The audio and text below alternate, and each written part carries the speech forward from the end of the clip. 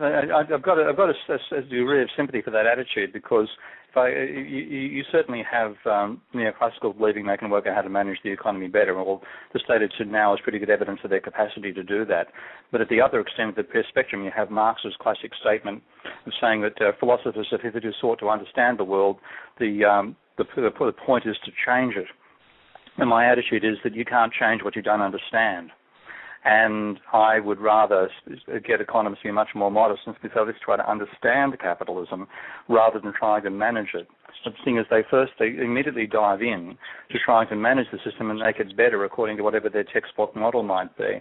So Marxists want to bring about a socialist revolution because they believe that'll be better than what capitalism is, whereas neoclassical economists want to break up monopolies and make all firms small and competitive, because that's their vision of what the best world is. They're both wrong. And what they really should be doing is taking an empirical look at the economy and saying, well, how does it actually function? Let's understand it before we try to revolutionize it. But you are right, there's an incredible tendency in economics to get in there and try to modify the system rather than understand it, because they believe they have a religious vision of how it should be. Yeah, well, I don't know. To me, it just sounds like genetic engineering. It's like, oh, I'm not content with the way elephants are. I think they should have different kinds of trunks, and I think they should be this or that. But yeah, well, that's a very good analogy. I actually like that, because when I was teaching, I teach a course in history of economic thought at the University of Western Sydney, and also courses in behavioural finance and so on. And occasionally you get the student making a really brilliant analogy, and at one stage I had a student talking about the way that economists will, as I mentioned with neoclassicals and the idea about competition, try to enforce competition everywhere in the belief that markets are always best when there's lots of small firms rather than one or two big ones. And he said that that's because they've got a very mechanical analogy of how the economy works, and they believe they can improve the mechanics by rearranging things. He said, imagine if the underlying paradigm people had about the economy was not a mechanical system but a rainforest. Would they be so willing to say that the rainforest would be so much better if we took the lemurs out? But that is the nature of economists. They tend to think, yes, we can pull this out or change that, and it'll work much better having done the change.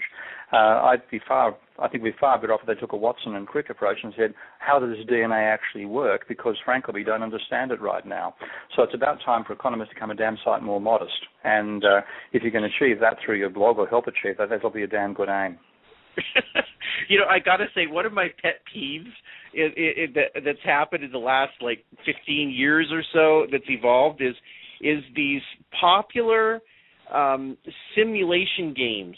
I don't know if you've seen SimCity, and there's a whole variety of them, and they can be attractive. But the thing that I actually think they're evil, and the reason why is because they make you think you can be God. It is possible to construct a city and put, if you pull the right levers and do the right manipulations and control the economy just right, look, everything works out and it's all great. And I think that almost I have a theory that has led to economists and policymakers feeling that you're more empowered somehow. No, if only that were the case. I hate to say it, I think you're wrong again, but the reason you're wrong is actually quite... Okay, I would be delighted if economists actually knew of the existence of software packages like that, because what they instead do is work with stuff that's comparatively antediluvian, where they believe they can build a set of simple equations that describes an economy in equilibrium, and that's what they see as their simulation basis, not interactive games and so on. I actually build models using differential equations where they can end up having chaos. So the system can be quite, literally can go one of many ways depending upon initial conditions, and you can have crises or you can have a stable equilibrium coming out. There's no guarantee when you simulate as to which way it's going to go. And I actually see those things like SimCity and so on as being a way in which ultimately we might get people to build realistic models and say, I don't want you to get a model where you end up building the perfect society, everything's in harmony ever since. I want you to use those models and simulate a system which behaves just like capitalism. I want to see, because capitalism has had financial crises and depressions and booms, I want to see you build a system which behaves exactly that way. And then once you've done it, maybe we've got a test basis on which we can say we actually have something close to capitalism itself. But the models that economists work with are so primitive compared to SimCity and so on that you frankly have to be deluded to believe that they describe the real world. But unfortunately, most economists are deluded. So I'm interested, going back a little bit, you'd mentioned Marx. Do you think that there's actually things we can learn from Marxism, other than that? Oh yeah, I mean well, there's a lot of nonsense in Marx as well. The most important piece of nonsense being the argument that labour is the only source of value. And in fact, I did my first academic thesis back in 1990, I published that. It was proving that Marx's theory of value actually contradicted what is called the labour theory of value, which makes me about as popular with Marxists as I am with neoclassicals. And in fact, I've had my only ever death threat from a Marxist rather than a neoclassical. So I tend to alienate a lot of people in economics. But if you look in Marx and get past the labour theory of value, because I might point out he actually, as well as coming up with a view that labour is the only source of value, he also worked that way of proving that wasn't true.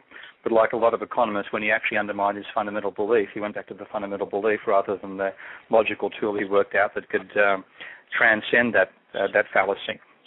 But if you get past that and leave the labour theory of value alone and read everything else Marx wrote, you will find yourself reading probably the greatest intellect has ever worked in economics. Certainly in terms of his encyclopedic knowledge, he read everybody. He knew his opponents, he knew his allies, he had an incredibly encyclopedic knowledge of economics, written out over about 7 volumes. The most important of which one's called the Grundrisse, which is rough draft of Capital. Capital itself, which was 3 volumes, only one of which he edited. The other 2 were all rough notes put together by Engels and a bit of a mishmash. And then a 3-volume set called Theories of Surplus Value, where he went through all the economists of his time in great detail. Now, if you read that, you will get a very, very rich vision of capitalism with lots of flaws, but lots of incredible realism as well, and probably the best dynamic understanding up to and including the 1930s that we ever had. And one of the great tragedies is that when Keynes was writing the general theory, he decided not to use an argument from Marx to make one of the most fundamental points that he had to make on the general theory itself. And what he wrote instead was so obtuse, and I blame Keynes for this, so obtuse that nobody reading could understand what the hell he was on about. And therefore a major part of his revolution that he tried to bring about and overthrow neoclassical economics died on the vine.